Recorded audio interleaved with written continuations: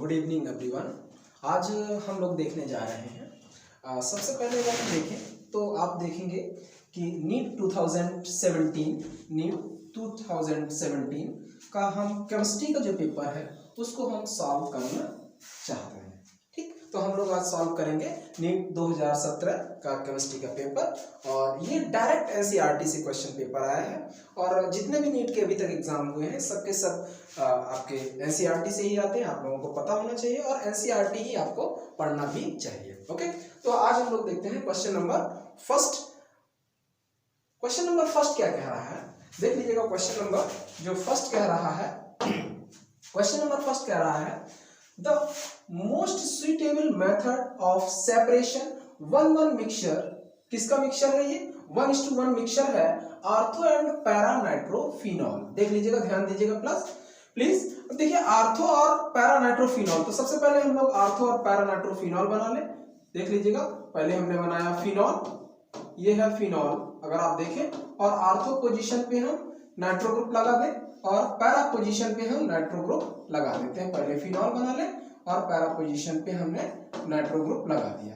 अब इनका हम सेपरेशन कैसे करते हैं? तो एनसीईआरटी में हम लोग जब फिनॉल पढ़ते हैं वहां पे ये दिया गया है, ये लाइन, और यहाँ पे देखिए लिखा हुआ है The ortho and para isomer can be separated by the steam distillation method। क्या लिखा हुआ है? steam distillation method। तो आंसर आपका हो जाएगा steam distillation method। So answer is first is correct one। Okay, अब बात कर लेते हैं हम लोग कि ये आर्थो और पैरा, ये steam distillation method है क्या? तो steam distillation method होता है आपका कि जो वाटर में सॉल्युबल ना हो ऐसे कंपोनेंट का हम सेपरेशन करते हैं। इसमें एक वाटर सॉल्युबल हो और एक वाटर सॉल्युबल ना हो, तो उसमें हम लोग स्टीम में सॉल्युबल होना चाहिए। तो जो स्टीम में सॉल्युबल होगा उसको हम लोग इस मेथड से सेपरेशन कर सकते हैं। तो डायरेक्ट एनसीईआरटी से उठा के रखा गया है, that is the steam distillation method. अब हम लोग क्वेश्चन आगे देखते हैं। सो आंसर हो गया आपका फर्स्ट। सेकेंड क्वेश्चन हम लोग देखते हैं। सेकेंड क्वेश्चन क्या कह रहा है? ये कह रहा है, देखिए विच of the following statement is not correct. ध्यान दीजिएगा प्लीज, नॉट करेक्ट की हम लोग बात करेंगे। नॉट करेक्ट क्या है? सबसे पहली बात, एनसीईआरटी में एक लाइन लिखी है उसको मैं पढ़ लेता हूं। डीनेचुरेशन ऑफ प्रोटीन, ये आपका बायोमोलिक्यूल से आया हुआ क्वेश्चन है। और डीनेचुरेशन का मतलब क्या है? सबसे पहले हम लोग देखते हैं protein found in biological system, unique 3 dimension और एटसेट्रा जो भी लिखा हुआ है, structure and biological activity called native protein. When protein is native form the subjected to physical changes like change the temperature or chemical change like change in pH. Okay, the hydrogen bonds are disturbed. Okay, due to this globulus unfold and helix get uncoiled and protein losses। देखिए यहां से line देख लीजिएगा please, ये लिखा है losses the biological activity। देख लीजिएगा क्या कह रहा, लॉसेस मतलब डीनेचुरेशन से बायोलॉजिकल एक्टिविटी प्रोटीन की कम हो जाएगी। तो इसमें कह रहा है पहला option, denaturation makes the protein more active. बस यही तो गलत है। So answer is first is incorrect one. Answer हो गया है आपका फर्स्ट डायरेक्ट एनसीईआरटी से, ये लाइन एनसीईआरटी की है। तो अब हम लोग देखेंगे थर्ड क्वेश्चन। तो थर्ड क्वेश्चन में हम लोग पहुंचते हैं। थर्ड क्वेश्चन क्या कह रहा है?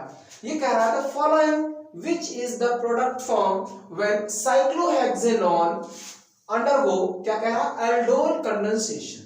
aldol condensation का जिक्र हम लोग जब पढ़ते हैं एल्डिहाइड, कीटोन और कार्बोक्सिलिक एसिड वहां पे मिलता है। और ये जो क्वेश्चन है अगर आप देखें तो एनसीईआरटी का जो 12th की एनसीईआरटी है, 12th की एनसीईआरटी का आपका 12वां चैप्टर है, 12वां चैप्टर है, यानी कि 12th का सेकेंड बुक का है। ये सेकेंड बुक का है, सेकेंड बुक एनसीईआरटी का ये प्रॉब्लम है 12.7 एनसीईआरटी में दिया गया। और उसमें देखिए उसका ऑप्शन नंबर है फिफ्थ नंबर क्या कह रहा है? साइक्लोहेक्सेनोन का एल्डोल कंडेंसेशन के थ्रू हमें रिएक्शन करना है। तो वही क्वेश्चन उठा के इन्होंने रख दिया है, साइक्लोहेक्सेनोन एल्डोल कंडेंसेशन के थ्रू। तो देख लेते हैं एल्डोल कंडेंसेशन, देखिए क्वेश्चन में लिखा भी है एल्डोल कंडेंसेशन किसका करना है? साइक्लोहेक्सेनोन का करना है। यहां पर भी देख लीजिएगा साइक्लोहेक्सेनोन का एल्डोल कंडेंसेशन करना है। और इन्होंने लिख दिया फॉलोड बाय हीटिंग भी करनी है। तो सबसे पहले हम लोग जानते हैं कि एल्डोल कंडेंसेशन होता है क्या है। एल्डोन कंडेंसेशन हम लोग एल्डिहाइड के लिए इस्तेमाल करते हैं और कीटोन के लिए करते हैं और यहाँ पे डाइल्यूट NaOH का इस्तेमाल करते हैं। और जहां पे अल्फा हाइड्रोजन होता है एसिडिक, क्या क्या क्या बोला है, हाँ हमने बोला है कि जहां पे अल्फा हाइड्रोजन एसिडिक फॉर्म में रहता है, जहां पे अल्फा हाइड्रोजन एसिडिक फॉर्म में रहता है वहां पे ये रिएक्शन होता है डाइल्यूट NaOH के प्रेजेंस में। तो हम लोग करके देख लेते हैं कैसे करेंगे, देख लीजिएगा यहाँ पे लिखा हुआ है क्या, साइक्लोहेक्सेनॉल।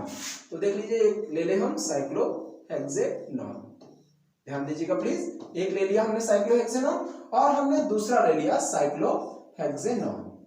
दो मॉलिक्यूल लेते हैं, अगर आप एल्डोन कंडेंसेशन पढ़े होंगे तो डायरेक्ट एनसीईआरटी में दिया गया है। और यहाँ पे लेते क्या है, डाइल्यूट NaOH ले लिया भाई हमने, डाइल्यूट NaOH। अब यहाँ पे अल्फा हाइड्रोजन मान लीजिए ये है और ये भी अल्फा है, तो किसी एक से देखें तो यहाँ पे एसिडिक अल्फा हाइड्रोजन है। एसिडिक अल्फा हाइड्रोजन का मतलब है कि ये वाला H+ निकलेगा और ये बॉन्ड इधर आएगा। तो H+ जैसे ही निकला यहां से बॉन्ड ब्रेक हुआ, ध्यान दीजिएगा प्लीज, बॉन्ड इधर आएगा, ब्रेक हुआ और जैसे ही यहाँ पे O- आया ये H निकल के यहाँ पे आ जाएगा, देखो ये H यहाँ पे, और यहाँ पे प्लस जो चार्ज आया, ये जो नेगेटिव वाला चार्ज है वो इसके पास आ जाएगा। तो बनेगा कुछ ऐसा, अब देख लीजिएगा कुछ ऐसा बनेगा, OH इधर हो जाएगा, देखिए OH इधर हो जाएगा और यहां से ये जुड़ जाएगा, तो कुछ जुड़ेगा ऐसा और यहां पे कुछ इस टाइप से ये हो जाएगा। बोलो भाई अब यहां पे क्या है, हमें मालूम है एक H अभी भी बचा हुआ है, ठीक है अच्छी बात है, यहाँ पे एक H बचा हुआ है। अब क्या करेगा, इन्होंने कह दिया है फॉलोड बाय हीटिंग। अब हम इसको क्या कर दें, हीट कर दें। हीट करेंगे तो दो पॉसिबिलिटी है, देखिएगा दो पॉसिबिलिटी है, एक तो OH यहां से निकले और AH यहां से निकले, एक पॉसिबिलिटी, दूसरा OH यहां से निकले और H यहां से निकले, ठीक। तो दोनों पॉसिबिलिटी हम लोग बना के देख लेते हैं। दोनों पॉसिबिलिटी हमने बना के देख लिया, डबल बॉन्ड और कुछ इस टाइप से। दूसरा हमने OH यहां से निकाला, AH यहां से निकाल दिया, तो अगला पॉसिबिलिटी ये है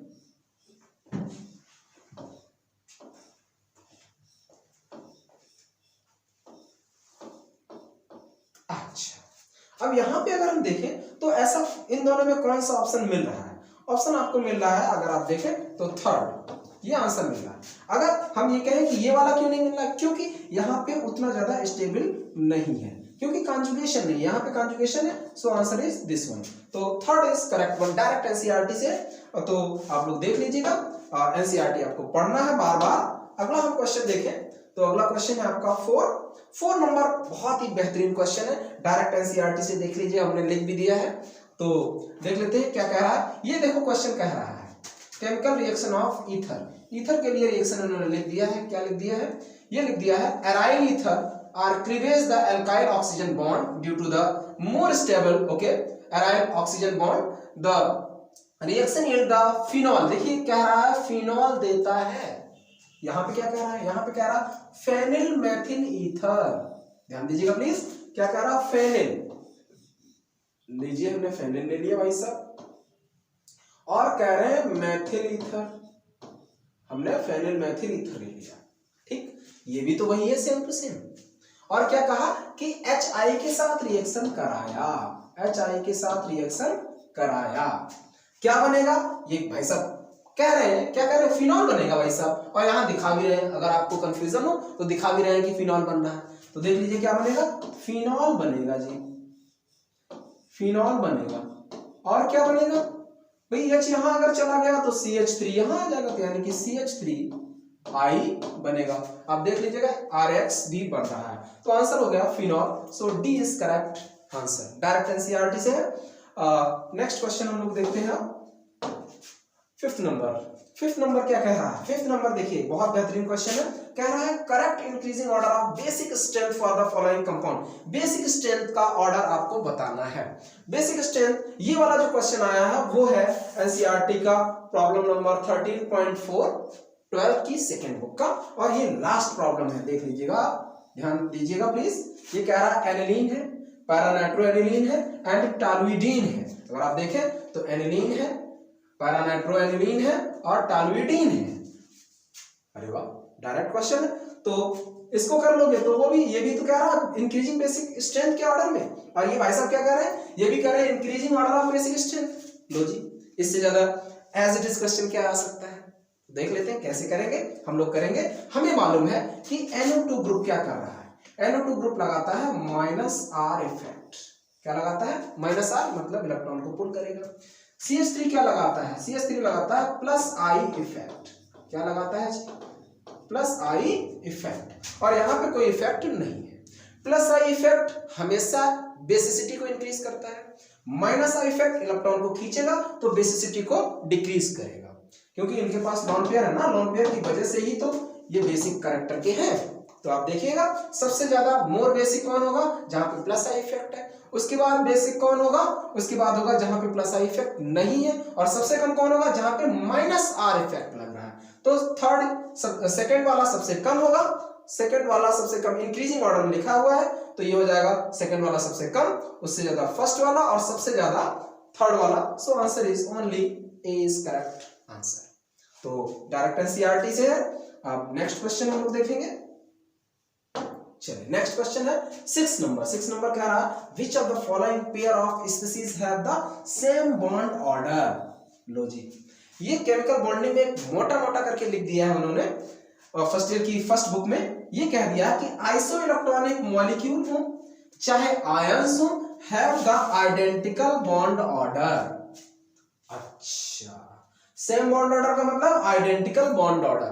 तो जिसमें आइसो इलेक्ट्रॉनिक स्पीसीज हो, जिसमें इलेक्ट्रॉन सेम हो, वो आइडेंटिकल होगा। इन्होंने एग्जांपल भी लिख दिया, N2 में 14 इलेक्ट्रॉन, CO में कार्बन का 6, ऑक्सीजन का 8, 14 इलेक्ट्रॉन, और NO+ में नाइट्रोजन का 7, ऑक्सीजन का 8, 8 7 15 और 1 प्लस लगा है, यानी कि 14 इलेक्ट्रॉन। एक इन्होंने लिखना भूल गए, वो क्या है? CN-। अगर आप देखें तो कार्बन का 6, नाइट्रोजन का 7, 7 और 6 13, एक माइनस लगा, एक और आ गया 14, तो 14 इलेक्ट्रॉन। ये 14 इलेक्ट्रॉन वाले, इनका बॉन्ड ऑर्डर कितना है? 3, सेम बॉन्ड ऑर्डर होगा। इसमें देख लेते हैं क्या ये सेम है? बिल्कुल गलत, क्योंकि नाइट्रोजन 14, ऑक्सीजन 8 दूनी 16 और एक माइनस लगा 17, गलत हो गया। अगला वाला देखते हैं, कार्बन CO, कार्बन का 6 और ऑक्सीजन का 8, 8 6 14 और NO का 15, गलत, ये भी नहीं होगा। O2 और NO+, ये भी नहीं। ये देखो डायरेक्ट दिख गया एनसीईआरटी से, कार्बन नाइट्रोजन, कार्बन का 6, नाइट्रोजन का 7, 7 6 13 और -1 लगा, ये हो गया 14। ऐसे ही CO का सीधा सीधा 14, तो देखिए 14 है, इनका बॉन्ड ऑर्डर क्या होगा? बॉन्ड ऑर्डर हो जाएगा 3। अगर आप निकालना चाहें तो हमें मालूम है कि हम मॉलिक्यूलर ऑर्बिटल डायग्राम इनका ड्रॉ कर सकते हैं दोनों का, और दोनों का देख लीजिएगा यहाँ पे 14 इलेक्ट्रॉन है, अगर आप देख सकते हैं। एमओ डायग्राम भी हम लोग बता सकते हैं, देख लीजिए कि कैसे sigma 1s 2, sigma asterisk 1s 2, sigma 2s 2, sigma asterisk 2s 2, और याद रखना 14 इलेक्ट्रॉन है तो पाई 2px 2, 2py 2 और सिग्मा 2pz 2। याद रखना 14 है। अगर आप बॉन्ड ऑर्डर निकालना चाहे दोनों के लिए बॉन्ड ऑर्डर, तो ये हो जाएगा bonding electrons minus anti bonding, bonding electrons minus anti bonding upon 2। Bonding electron देख लेते हैं, जिनमें एस्ट्रिक नहीं लगा है वो बॉन्डिंग है, तो 2 2 4 2 6 2 8 और 2 10, 10 माइनस एंटी बॉन्डिंग 2 2 4 बस अपॉन 2, ये आ जाएगा 6/2 यानी कि 3। तो दोनों में 3 बॉन्ड ऑर्डर है, मतलब ट्रिपल बॉन्ड पाया जाएगा। तो आंसर तो पहले ही हो चुका, सो answer is D is correct one. Next question हम लोग देखते हैं। नेक्स्ट क्वेश्चन है 7 नंबर। देखिए बिल्कुल ये डी ब्लॉक का क्वेश्चन है, डायरेक्ट एनसीईआरटी से, या आप देख सकते हैं पी ब्लॉक में भी। तो पी ब्लॉक में जहां पे सल्फर हम लोग पढ़ते हैं वहां पे भी क्वेश्चन मिल जाएगा। कह रहा है name the gas that can readily decolourise acidified KMnO4 solution. Acidified KMnO4 solution को डिकलराइज कौन करता है? एनसीईआरटी क्या कहता है? एनसीईआरटी देख लीजिएगा। एनसीईआरटी भाई साहब कहता है, ये कहता है व्हेन मॉइस्ट, क्या कह रहा है? When moist sulphur dioxide behaves as reducing agent, ठीक है, करता है। For example it convert iron triple plus iron to iron double plus, ये इसको भी रिड्यूस करता है, बड़ी अच्छी बात है। एंड डीकलराइज, ध्यान दीजिएगा प्लीज, क्या कह रहा है एनसीईआरटी में, and decolourises acidified potassium permanganate solution. लो जी, अगर फिर भी नहीं समझ में आया तो भाई साहब यहां पे इन्होंने रिएक्शन भी लिख दिया है। तो sulphur dioxide is the correct answer.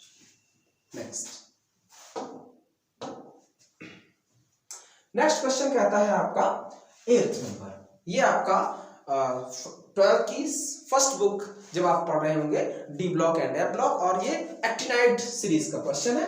देख लीजिएगा, लिखा हुआ the reason for the greater range of oxidation state actinoid is attributed to, देखिए ध्यान दीजिए प्लीज, ये जो वर्ड है अगर कोई कह देगा कि higher range of oxidation state show करता है, एट्रीब्यूटेड का मतलब है शो करना, तो बड़ी आसानी से समझ में आ जाता है।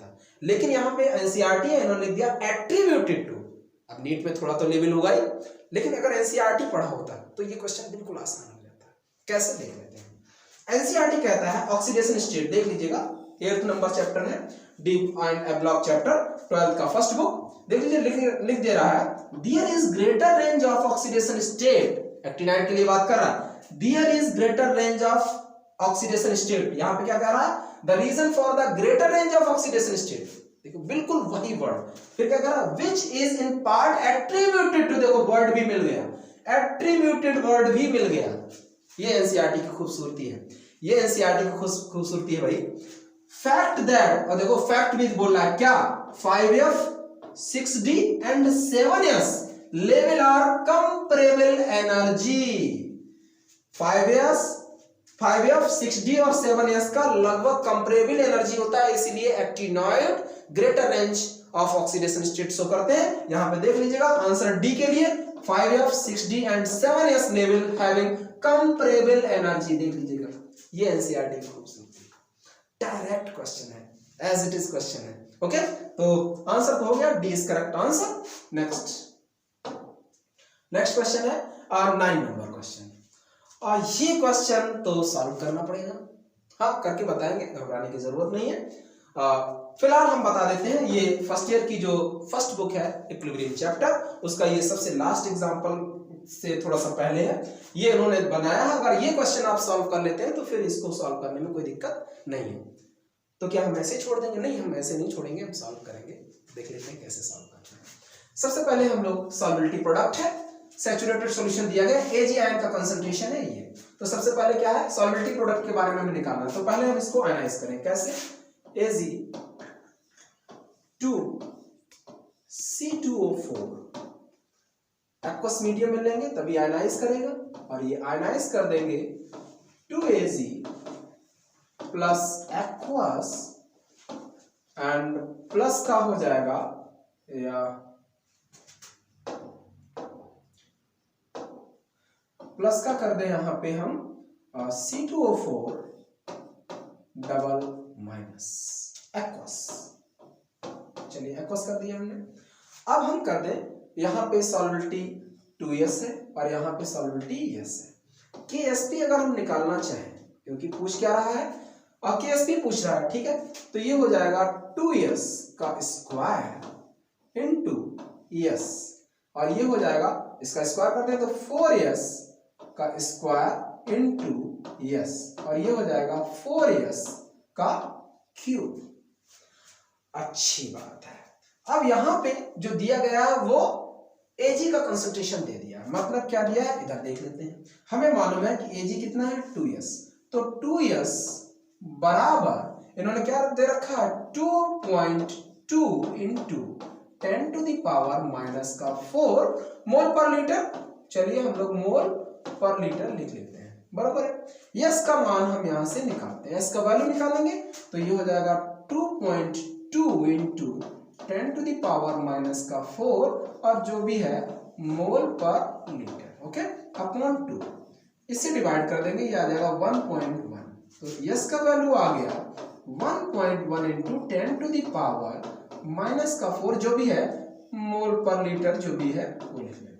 यस का वैल्यू आ गया, अब यहाँ पे यस का वैल्यू रखते हैं, सॉल्व कर लें तो कैसे आ जाएगा 4 into 1.1 into 1.1 into 1.1 into 10 to the power, जब क्यू करेंगे तो ये हो जाएगा माइनस का 12 और मोल पर लीटर। ओके, मोल पर लीटर।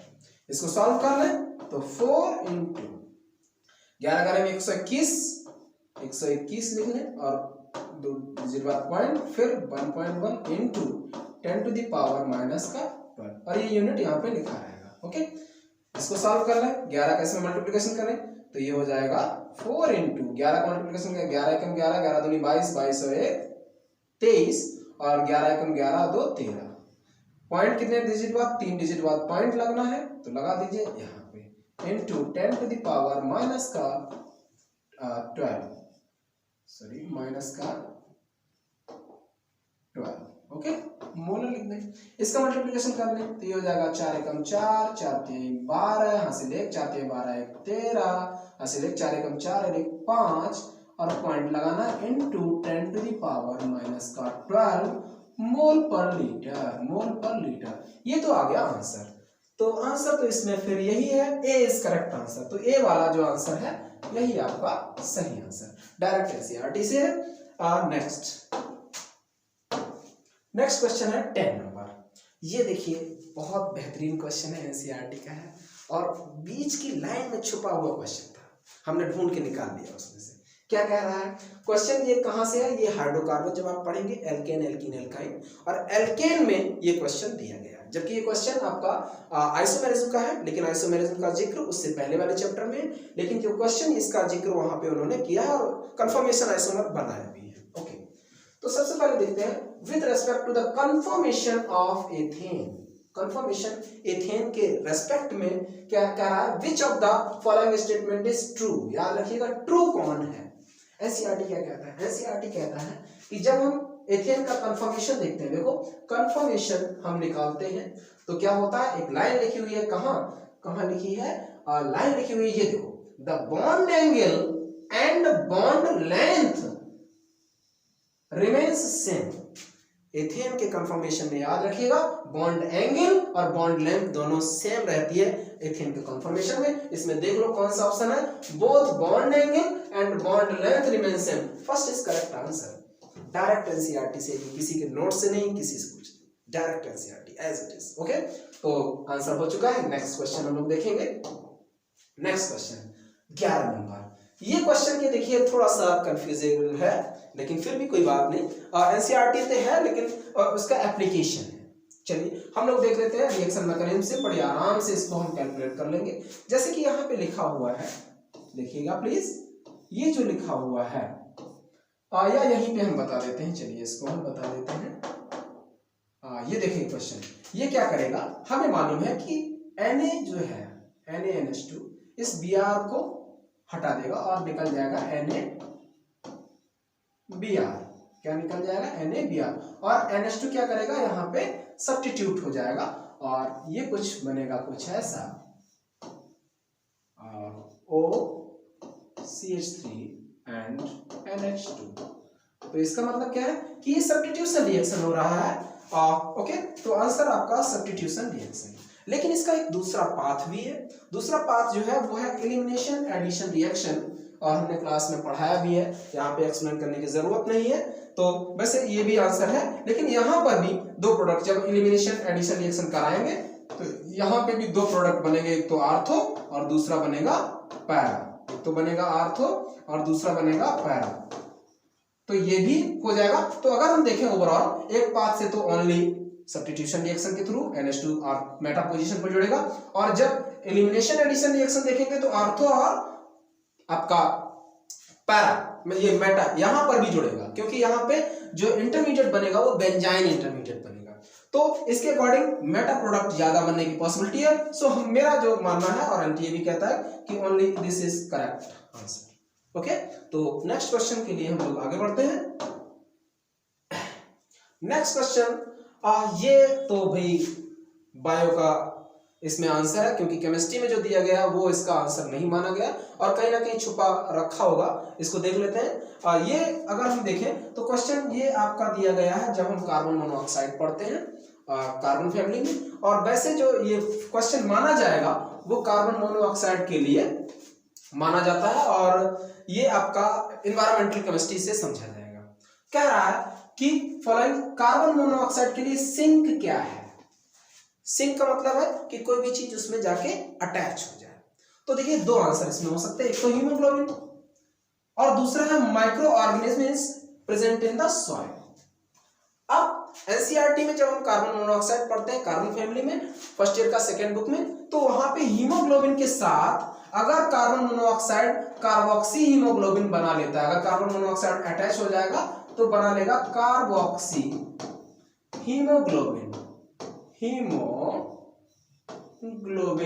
समझना प्लीज। और ये जो कार्बोक्सी हीमोग्लोबिन है वो ऑक्सी हीमोग्लोबिन के कंपेयर में, ऑक्सी हीमोग्लोबिन के कंपेयर में ये जो कार्बोक्सी हीमोग्लोबिन का बॉन्ड है वो 300 टाइम्स ज्यादा स्ट्रॉन्गर है। बोलो जी, इसका मतलब कहीं पर भी अगर हीमोग्लोबिन मिल गया भर से रिएक्शन करके वो जोड़ लेगा, क्योंकि अगर आप इसको कोऑर्डिनेशन के अकॉर्डिंग देखें तो कार्बन मोनोऑक्साइड सबसे ज्यादा स्ट्रॉन्ग फील्ड लिगेंड होता है, इसलिए ये बहुत स्ट्रॉन्ग बॉन्ड बना लेगा। ऑक्सीजन हीमोग्लोबिन से भी 300 गुना, एनसीईआरटी में डायरेक्ट लिखा 300 और मोर टाइम्स स्ट्रॉन्गर बॉन्ड, तो काफी हार्मफुल तो हो ही जाएगा, कोई बात नहीं। लेकिन बायो में ये समझाया जाता है, शायद सर ने बताया भी होगा आपको और बताते भी हैं सर, तो इनसे हमने थोड़ा सा डिस्कस भी किया, तो सर ने कहा कि नहीं, जो आंसर इसमें होगा वो होगा micro organism present in the soil. अच्छा, ये आंसर क्यों होगा? आंसर एनसीईआरटी में तो ये भी दिया और ये तो कहीं दिया भी नहीं एनसीईआरटी में, लेकिन कहीं ना कहीं दिया है। ये जो एक्चुअली बायो की एनसीईआरटी में इसका आंसर मिलता है हीमोग्लोबिन, क्योंकि सिंक का काम होता है कि अनवांटेड मटेरियल को हम डिस्पोजल में डाल दें और उसको बंद कर दें और हमें हानि ना पहुंचाए। लेकिन यहां तो हानि पहुंचा रहा ना, अगर जुड़ गया तो फिर ऑक्सीजन ही नहीं जुड़ेगा, ऑक्सीजन जुड़ेगा नहीं, मर जाएगा इंसान, खत्म हो जाएगा।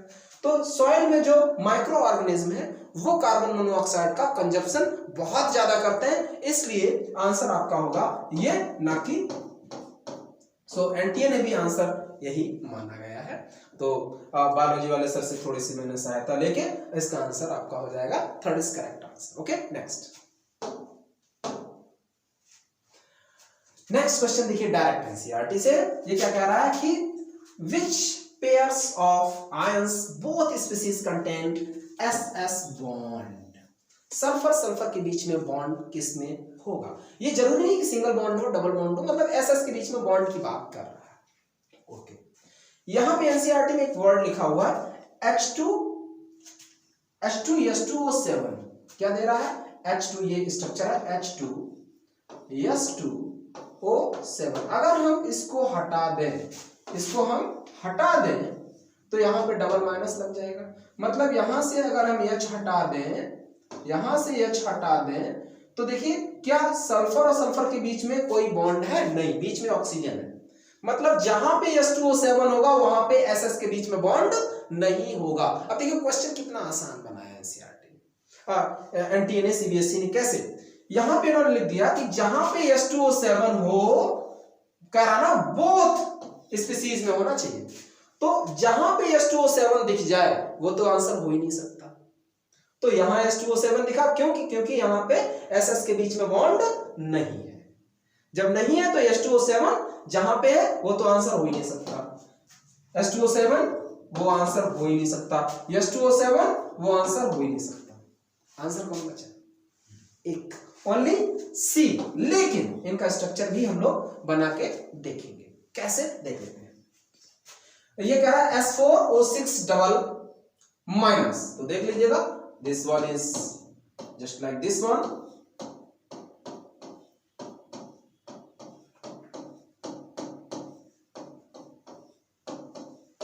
ये स्ट्रक्चर है, और दूसरा है H2O3 thiosulphate, just like this one.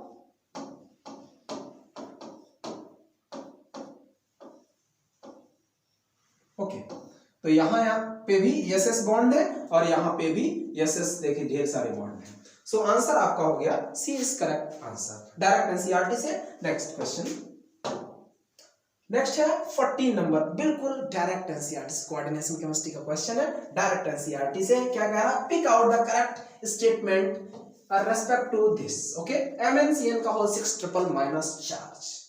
Okay, क्या इसमें सही है? तो सबसे पहले हमें मालूम होना चाहिए कि Mn का ऑक्सीडेशन स्टेट और यहाँ पे कोऑर्डिनेशन नंबर 6 है। अगर 6 है तो हाइब्रिडाइजेशन दो टाइप का हो सकता है, sp3 d2 हो सकता है और d2 sp3 हो सकता है। इनका हम डिटेल पढ़ाए हैं और पढ़ाते भी हैं, लेकिन दोनों का स्ट्रक्चर कैसा होगा, ऑक्टाहेड्रल। ऑक्टाहेड्रल स्ट्रक्चर होगा।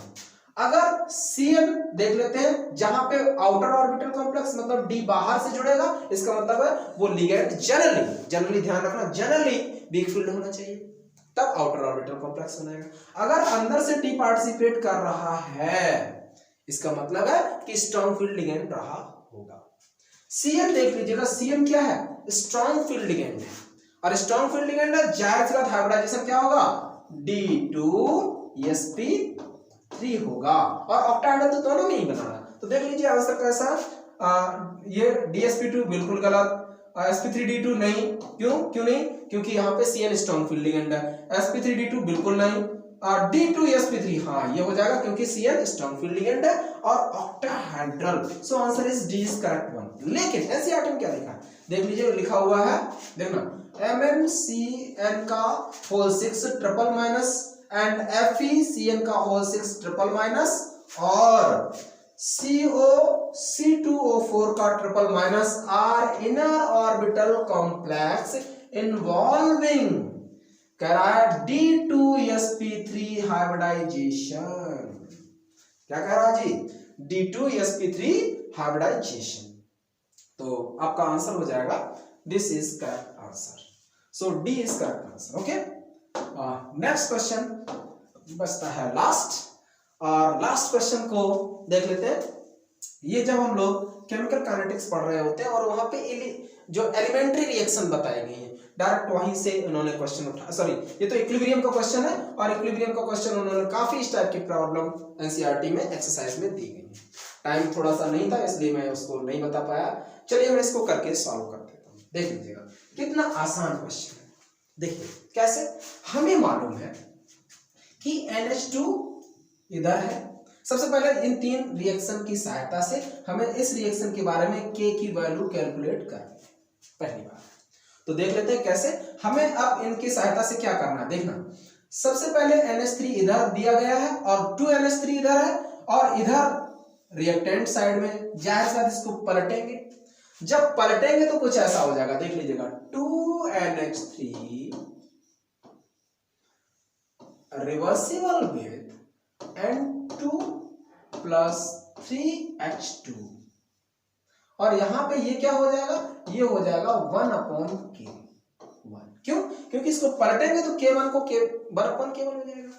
फिर कह रहे हैं कि NO 2NO इधर ही है और यहां पर भी 2NO इधर ही है, इसका मतलब ये वाला रिएक्शन एज इट इज रहेगा, मतलब N2 plus O2 reversible with 2NO, और इसके लिए जो वैल्यू है वो है K2। अच्छी बात है।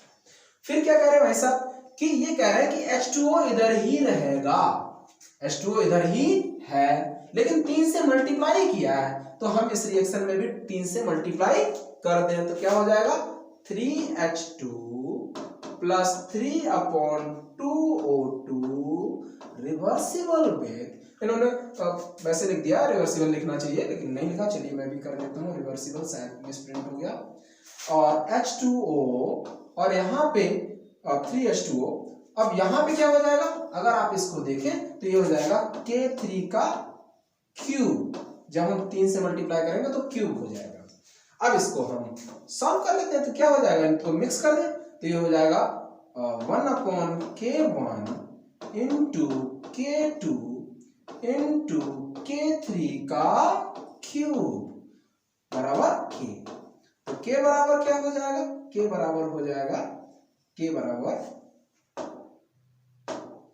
बराबर हो जाएगा K2 K3 का क्यूब अपॉन K1। तो आंसर आपका हो जाएगा K2 K3 का cube upon K1। Third is correct answer. Okay, तो ये आपका था आज का 2017 के 15 क्वेश्चन का डिस्कशन। नेक्स्ट डे आपको फिर से हम मिलेंगे, तब तक आप एनसीईआरटी पढ़ते रहिए, मस्त रहिए, व्यस्त रहिए और फन एंजॉय करिए। और आप लोगों को बहुत बहुत ढेर सारी शुभकामनाएं। आप लोग लगातार पढ़िए और एनसीईआरटी लगातार करते रहिए, इसमें कोई दो राय नहीं। डायरेक्ट इस बार भी लगातार एनसीईआरटी से ही क्वेश्चन पेपर डिसाइड किया जाता है, उसी से डायरेक्ट रखा जाता है, चाहे वो 17 हो, 18 हो, 19 हो, 20 हो, 21 हो, 22 हो, जितने भी आने वाले एग्जाम है सब में एनसीईआरटी आता है। और एनसीईआरटी पढ़ने के लिए आप संस्थान में कांटेक्ट कर सकते हैं, हमसे कांटेक्ट कर सकते हैं और आगे बढ़ सकते हैं। ओके, तो thank you for cooperation. Okay.